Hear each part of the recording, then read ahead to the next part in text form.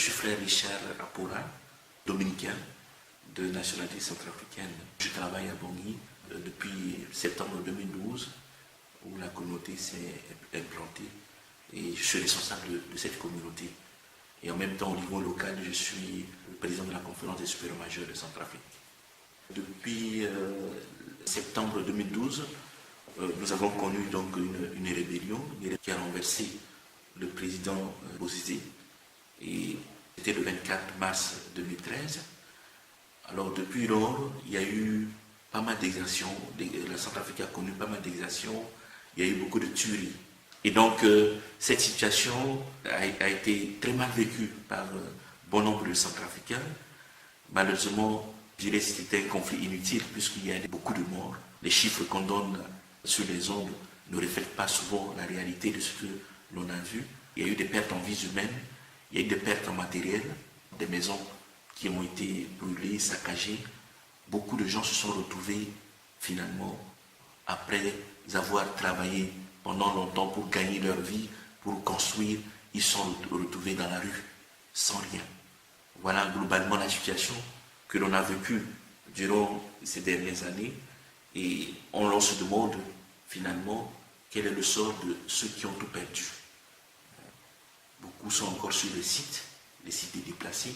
Je dois dire que dans ces situations, l'Église a été d'une grande aide pour les populations. Beaucoup se sont réfugiés dans les églises. Vous voyez, la plupart des sites des déplacés dont on parle en Centrafrique, et que l'on appelle communément ledger, ces sites se trouvent sur des lieux où il y a l'église, sur les paroisses, dans les communautés religieuses. Beaucoup de religieux se sont investis pour alléger quelque peu la souffrance de la population. Dès le départ déjà, au point de vue international, on n'a pas pris la mesure de l'ampleur de la crise, mais grâce à un certain nombre de personnes, je citerai ici le trio, l'archevêque, l'imam et le pasteur Guéricoué Amene, l'imam Kobin et l'archevêque Dieudonné Zapalenga, ils ont pris leur bâton de pèlerin pour pouvoir aller à l'extérieur. Il faut faire connaître la crise centrafricaine. Et c'est grâce à cela, je crois, grâce à cela que la communauté internationale s'est ressaisie pour prendre en main la situation de la Centrafrique et intervenir donc en conséquence. Lorsque nous sommes implantés en Centrafrique, toute la communauté d'ailleurs, la communauté des frères, nous sommes investis dans la formation au grand séminaire. Moi personnellement, j'ai assumé jusqu'à une date récente la responsabilité de directeur spirituel au grand séminaire.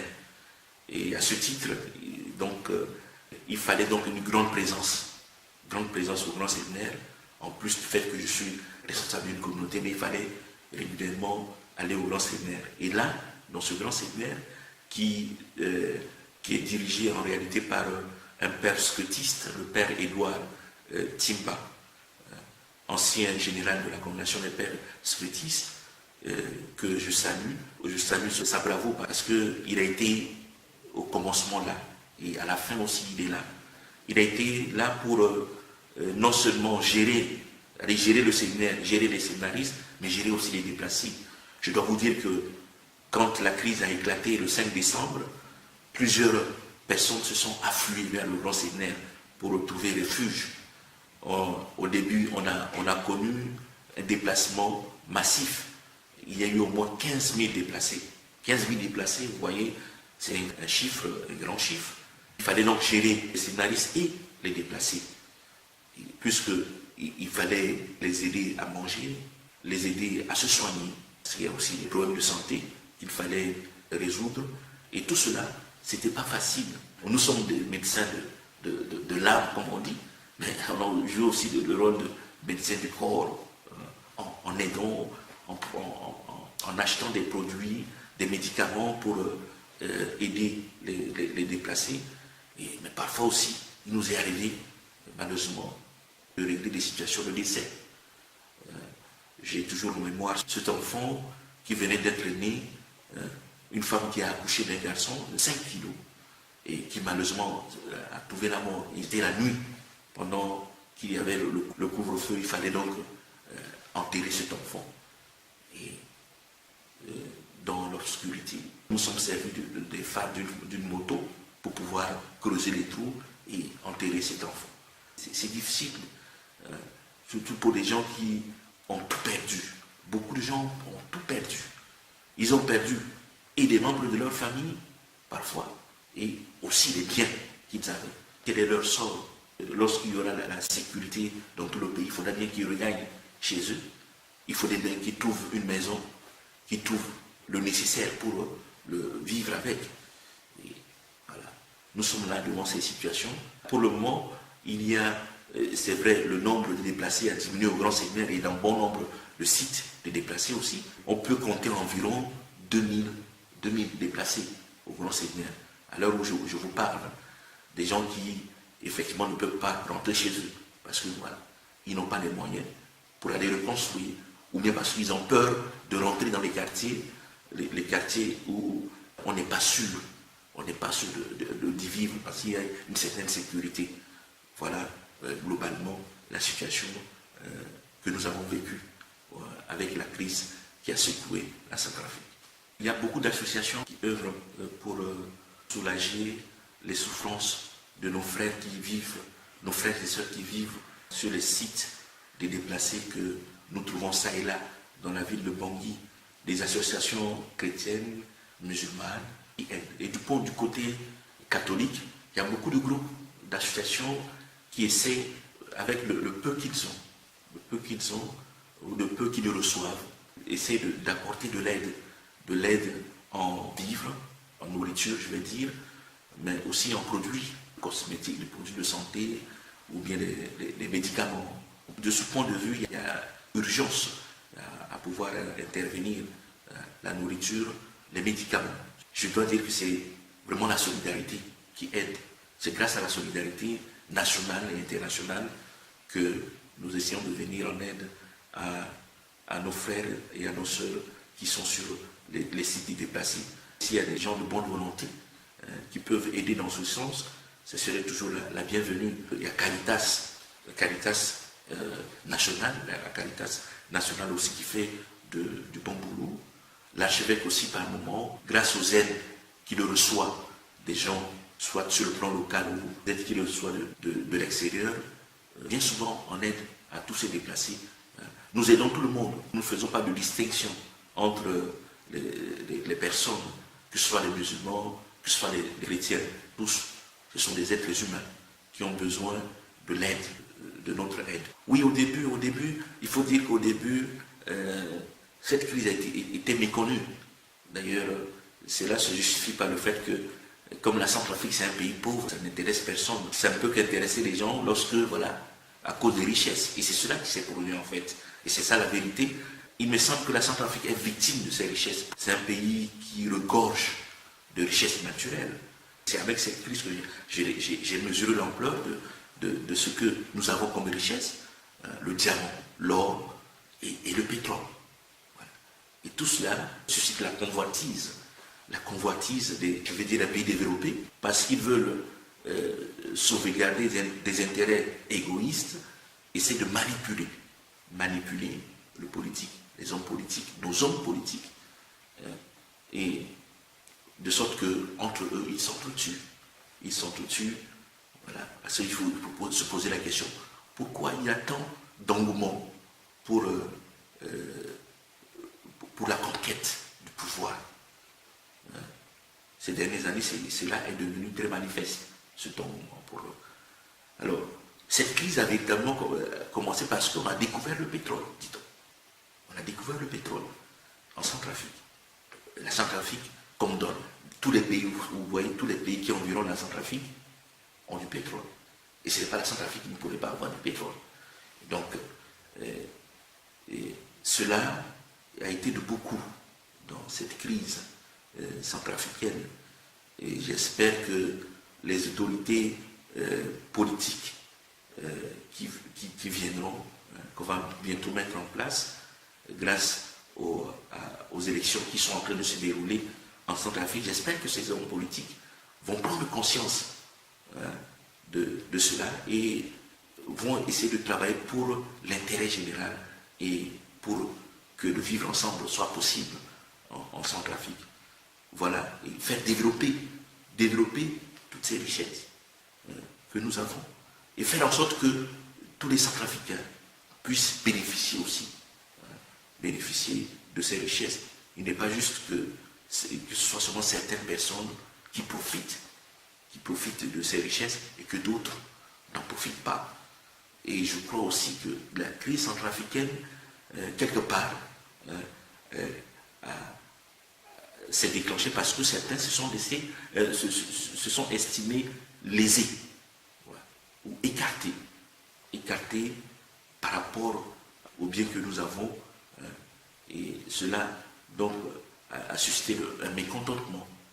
Voilà, au lieu de passer par la voie des urnes pour pouvoir chercher ce pouvoir politique et gérer à leur tour la destinée de ce pays, ils ont voulu passer par les armes. Voilà ce que je peux dire concernant cette médiatisation. Je l'ai dit tantôt, tout à l'heure, il y a eu un travail formidable qui a été fait juste au début de la crise par nos leaders religieux. Et c'est ce travail qui a fait en sorte que la communauté internationale, je dis bien la communauté internationale, a pu prendre peur de la crise et intervenir en conséquence. Je me souviens encore, l'archevêque Dieudonné Zapalainga, le pasteur des églises évangéliques, Koyamene, et l'imam Kobin, ils ont pris leur bâton de pèlerin pour aller, par exemple, aux Nations Unies, pour faire connaître les difficultés réelles que nous avons à pouvoir vivre en paix. Et c'est cela qui a suscité aussi tout ce que nous avons connu après, l'intervention de l'armée française, l'intervention après des casques bleus, etc. Et nous remercions Dieu que cela a pu se faire, c'est vrai, a pu se faire très vite et les ardeurs, a pu aussi calmer les ardeurs pour que nous puissions connaître une paix qui est encore fragile, mais nous espérons avec la grâce de Dieu que cette paix sera durable. La résolution de cette crise, il me semble, passe aussi par la promotion du dialogue interreligieux. Et cela est important. Depuis que le Concile Vatican II, le pape François aussi revient régulièrement là-dessus, on parle souvent du dialogue interreligieux. Et sur le plan local, en Centrafrique, il y a eu, depuis quelques années déjà, la mise en place d'une plateforme interreligieuse. Une plateforme interreligieuse où l'on retrouve aussi bien les frères musulmans, les chrétiens catholiques et protestants. Je dois dire que cette plateforme interreligieuse marche très bien et a beaucoup contribué à l'apaisement des tensions entre les communautés. De l'autre côté, nous avons un frère, le frère Justin Lema, qui prend part activement d'ailleurs, surtout qu'il a eu à travailler sur ces questions dans ses études. Il a publié même d'ailleurs récemment un livre sur le dialogue islamo-chrétien en Centrafrique.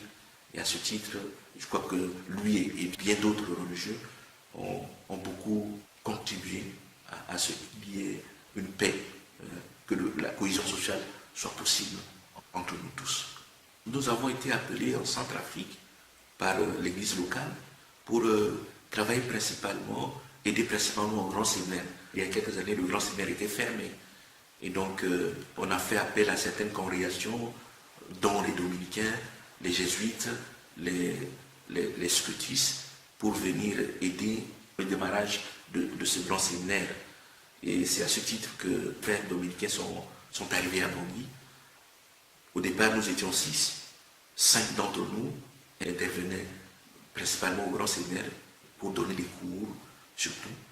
Et pour le moment, nous sommes 5 frères en communauté, 5 frères dont 3 prêtres. Peut-être que le nombre peut changer, va changer d'un mois à l'autre, d'ici la fin de l'année, puisqu'il y a des frères qui vont venir. Il y a des frères qui sont là de passage, parce qu'ils sont entre 2 vases, parce qu'ils se préparent soit à la profession solennelle ou bien au diaconat. Alors tous ces frères interviennent pour donner des cours. Je l'ai dit, pour donner des cours. Le frère Justin, dont j'ai parlé tout à l'heure, Ndema, est le préfet des études au Grand Séminaire. Moi, depuis 2 ans, j'assumais, en plus des cours que je donne, j'assumais donc cette charge d'accompagnateur spirituel au Grand Séminaire et au Séminaire Popoletti. Mais en plus du Grand Séminaire, nous intervenons aussi pour la formation permanente.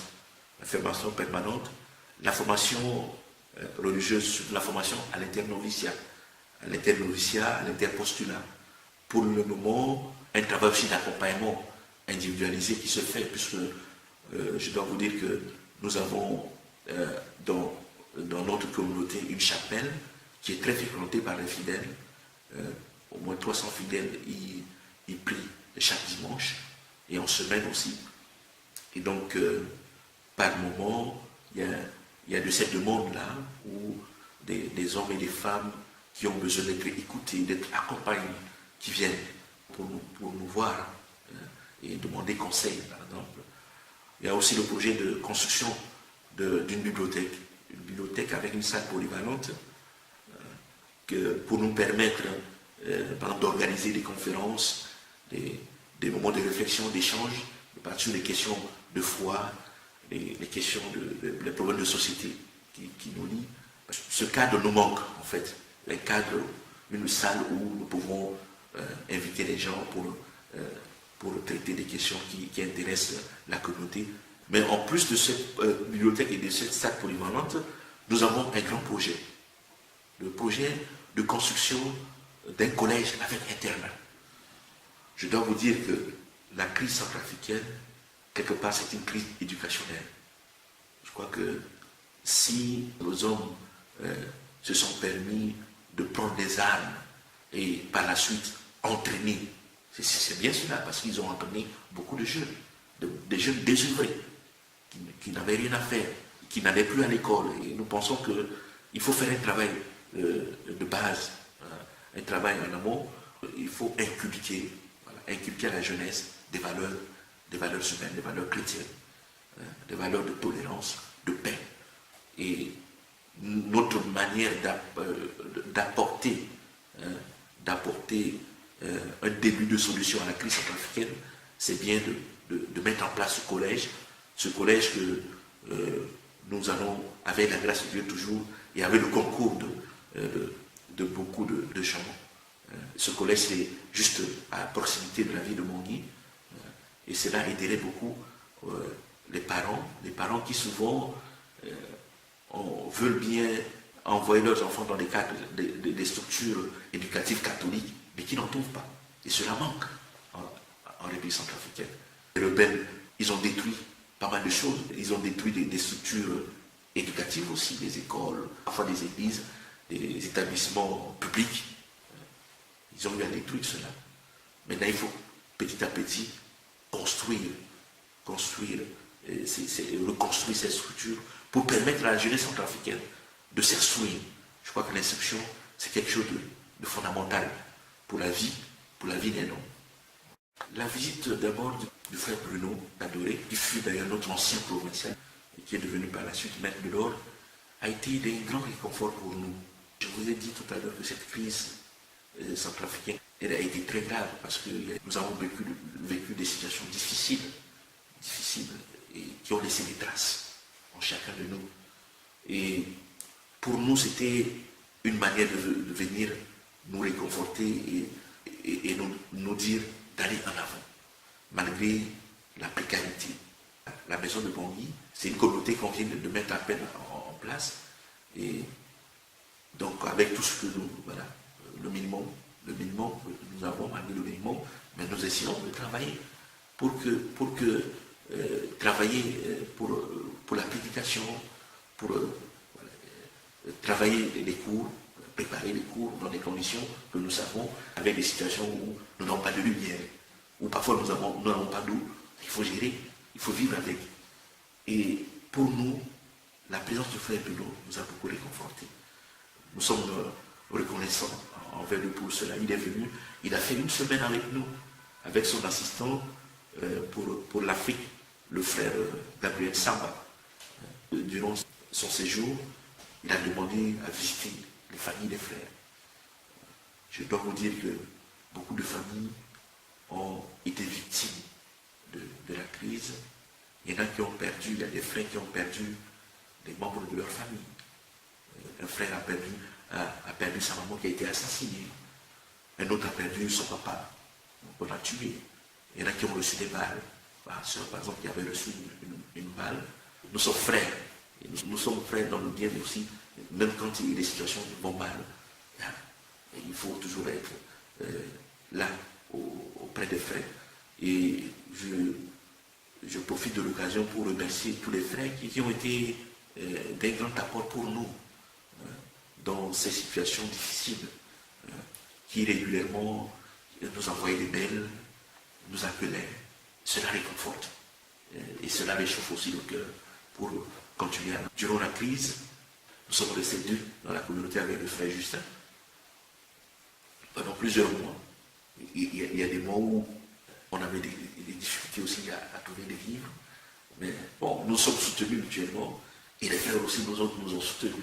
C'est cela qui nous a aidés à tenir paradoxalement durant cette crise qu'on a construite. La petite église dont je vous ai parlé tout à l'heure, cette chapelle qui nous sert de cadre pour les célébrations, pour les offices, pour la messe. Voilà. Pour ce qui est de la visite du pape. La visite du pape était, je crois que c'est une chance pour nous, pour la Centrafrique. Je crois qu'avec cette visite, beaucoup de gens ont connu la Centrafrique. Ils n'ont pas seulement connu la Centrafrique de nom, mais ils ont connu qu'il y a eu un pays où il y a eu une crise et le pape est allé là. Je me souviens encore, quand le pape avait annoncé sa venue en Centrafrique, à ce moment, on a parlé d'un voyage à haut risque. Au niveau de la France, on a dit, voilà, on n'est pas même d'assurer la sécurité du pape, voilà. Mais la sécurité, nulle part, elle est assurée, quoi. On n'est pas en sécurité partout. Et je me souviens d'ailleurs, ironie du sort, c'est que c'est quelques semaines après cette déclaration qu'il y a eu cette affaire de Bataclan, par exemple. Seul Dieu peut assurer véritablement notre sécurité, et le pape a bravé cela. Il est allé en Centrafrique.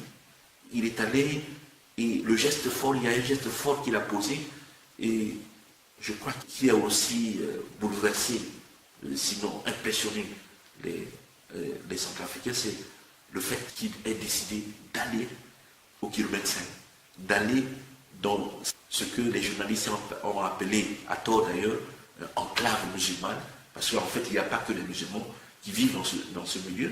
Le pape est allé dans ce quartier. Il est allé jusqu'à la mosquée. Il s'est déchaussé pour entrer dans la mosquée. Et quand le pape a décidé d'aller au kilomètre 5, tous les non-musulmans sont partis avec lui. Sont partis avec lui au kilomètre 5. Ils sont partis avec lui au kilomètre 5, ils sont entrés dans la mosquée. Et quand le pape a quitté la mosquée pour aller ce jour-là au stade de 2000 places pour la grande célébration eucharistique, tous les musulmans aussi, beaucoup de musulmans l'ont accompagné. Ils l'ont accompagné jusqu'au stade. Nous avons prié ensemble. Et ce jour-là, il y a eu comme une sorte de délivrance, de libération. Parce que durant ces dernières années, on vivait dans la peur de l'autre. La peur de l'autre. Le pape nous a aidés à aller au-delà, à vaincre cette peur de l'autre, puisque nous sommes dans l'année de la miséricorde, et c'est bien cela, à faire œuvre de miséricorde, en allant vers nos frères qui ne sont pas du même bord ou de la même religion que nous. Et je dois vous dire que depuis que le pape est passé, il y a eu comme un miracle, ou bien un voile qui est passé, le voile de la violence. Le voile de la violence, il me semble que ce voile est passé. Pendant longtemps, on n'a plus entendu les crépitements des armes. Je dois vous dire, pendant longtemps, avant même la visite du pape, chaque jour que Dieu fait, on pouvait entendre un coup de feu tiré par-ci, par-là. Mais depuis ce jour, depuis le passage du pape, tout semble entrer dans l'ordre. Et je dois aussi dire que les préparatifs même de cette visite a mobilisé tout le monde. Même nos frères musulmans se sont mobilisés. On a confectionné des banderoles de part et d'autre. On a confectionné des t-shirts de part et d'autre. Tout cela témoigne de ce miracle-là, ce que j'appelle miracle, opéré par la visite du pape. Et nous rendons grâce à Dieu pour cela, pour ce geste fort qui a marqué chaque Centrafricain, qui nous a tous marqués. Le pape, en venant chez nous, nous invite à l'humilité. C'est un homme humble. Venir en Centrafrique, on dit, c'est vraiment le pape le pauvre, quoi. J'ai dit, la Centrafrique, c'est un pays pauvre, un pays oublié. Mais le pape, avec cette visite, a fait en sorte que, désormais, nous ne sommes pas oubliés. Nous ne sommes pas oubliés. La crise centrafricaine n'est pas oubliée. Le pays n'est pas oublié. Et nous rendons grâce à Dieu pour ça. Nous avons une forte présence des frères au Nigeria. Le Nigeria et le Ghana constituent une seule province dominicaine. Et les frères dans ce pays travaillent beaucoup. Ils travaillent beaucoup dans le sens de la prédication. C'est vrai. Et ils ont beaucoup d'œuvres, le sens du dialogue interreligieux. Nous avons même une université à Ibadan, où beaucoup de gens viennent étudier. Tout cela participe de la prédication voulue par Saint-Dominique. On peut vivre en paix. Dans certains États, il y a ce qu'on appelle une sorte de cohésion sociale entre les chrétiens et les musulmans. Dans d'autres, c'est difficile. Voilà, c'est une situation un peu compliquée. Et malheureusement, cette situation tend à s'étendre aussi dans d'autres pays, dans les autres pays environnants. Il faut être vigilant. Et cela nous appelle à doubler d'efforts dans le travail que nous faisons, le travail du dialogue interreligieux, pour faire connaître aussi bien l'islam que le christianisme. Nous espérons et nous croyons que l'avenir va nous réserver une meilleure situation, dans le sens où il y aura moins de tueries, moins de barbarie. Le pape a ouvert cette porte à Bangui. Bangui, qu'il a déclaré la capitale spirituelle du monde d'ailleurs. Et je crois que l'année de la miséricorde qui est une chance pour l'Église. Et nous sommes invités durant cette année à réapprendre à vivre avec les autres, dans la tolérance, dans la paix. Et c'est bien cela. Quand on parle de la miséricorde, c'est bien le fait de faire attention à l'autre. Or, on a l'impression que nous sommes dans un monde où tout est fluide, les relations sont devenues fluides. On se pose la question si nous avons encore cette conscience de la dignité de l'homme. Tuer est devenu une chose facile maintenant chez nous. Nous avons vu avec cette crise centrafricaine où on tuait facilement, on pouvait tuer facilement l'autre. Parce que, voilà, il y a telle ou telle situation, parce qu'on veut avoir telle chose, on le tue pour s'accaparer. C'est bien s'accaparer du pouvoir, etc. Et cette année de la miséricorde décrétée par le pape, à son sens, à mon avis, nous interpeller sur la nécessité d'être bienveillant. Dieu lui-même, il est bienveillant. Et, il dit, soyez miséricordieux, comme votre Père Céleste est miséricordieux. Ça, c'est biblique, ça. Et si le Père est miséricordieux envers nous, nous devons aussi être bienveillants envers nos frères, envers nos sœurs, quelle que soit leur origine, quelle que soit leur nationalité, quelle que soit leur religion. Ici, en France et en Europe, maintenant, il y a le phénomène de la migration. Il me semble que l'année de la miséricorde vient comme pour nous rappeler cela, nous dire que l'autre, c'est un autre moi-même, je dois le respecter, je dois lui venir en aide quand il est dans une situation difficile, quand il est dans la nécessité. J'ai l'obligation, vous parlerez, comme le faisons, c'est l'impératif catégorie de pouvoir venir en aide à nos frères, à nos sœurs, quels qu'ils soient, à tout homme. Laudatio aussi, c'est vraiment un hymne à la protection de l'environnement, de manière générale. Et je crois que cela est d'actualité. chez nous, en Centrafrique, en Afrique et comme ailleurs. Vous voyez, il y a beaucoup de multinationales qui vont en Afrique pour piller les ressources, le bois, pas du bois, en Centrafrique. Voilà, beaucoup de multinationales qui coupent le bois partout, n'importe comment, et qui n'ont aucun souci de la préservation de l'environnement, par exemple. J'ai parlé aussi des ressources naturelles comme le diamant, l'uranium. Vous savez, il y a eu cette histoire d'uranium à Bakouma, chez nous. Il y a l'or aussi. Pour ce qui est de l'uranium, par exemple, on est en train de décrier le fait que les sociétés qui sont intervenues là-bas sont parties en catastrophe. Il paraît qu'ils ont laissé des tas de détritus, de déchets d'uranium en l'air. Voilà. J'ai vu récemment un documentaire là-dessus et le journaliste déplorait cette situation, par exemple. Et je crois que l'Audacio vient nous interpeller la conscience de tout et chacun sur la nécessité de pouvoir travailler à la protection de l'environnement, notre environnement. Et cela est important. Cela est important pour la vie de tous et de chacun. Nous avons besoin de vivre dans un environnement sain. Sinon, voilà, tout le monde va tomber malade. J'ai parlé de l'uranium de Bakouma. J'ai parlé du bois surtout dans le sud de la Centrafrique, dans le nord du Congo, le Congo-Brazzaville, ou bien Congo-Kinshasa, où l'on coupe aussi le bois n'importe comment. Les générations à venir, comment elles vont faire pour vivre? Nous allons assouvir nos désirs maintenant, mais ceux des années à venir, ils vont faire comment? Et cela, on ne pense pas à ça. J'ai été choqué récemment, je suis allé dans le sud de la Centrafrique, dans la Lobaye, vous voyez, vers Batalimo, il y a une multinationale qui coupe le bois là-bas. Et quand on coupe le bois, on essaie de trier, on envoie ce qui est bien dans les autres pays, et après, tous les détritus, ça sert à quoi? On les brûle. C'est choquant. Je crois que le pape a eu cette intuition-là. Je crois qu'il a eu cette intuition de pouvoir publier ce texte pour nous interpeller dans ce sens-là, dans le sens de la préservation de la nature, comme disait l'autre saint qu'il a cité dans son livre, qui considère la nature comme, je veux parler de François d'Assise, considère l'oiseau comme son frère, ou voilà, son égal.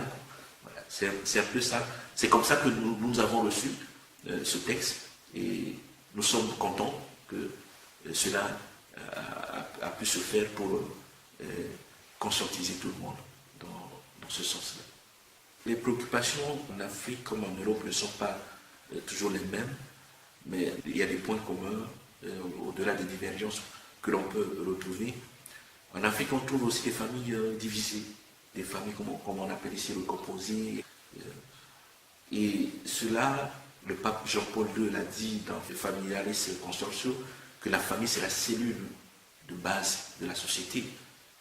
Et si la famille où l'enfant doit apprendre les valeurs humaines basiques qui doivent aider à la cohésion sociale, au vivre ensemble, si cette famille est divisée, alors, du coup, l'enfant ne pourra pas acquérir ces valeurs-là. Il est important donc de reconsidérer la question de la famille.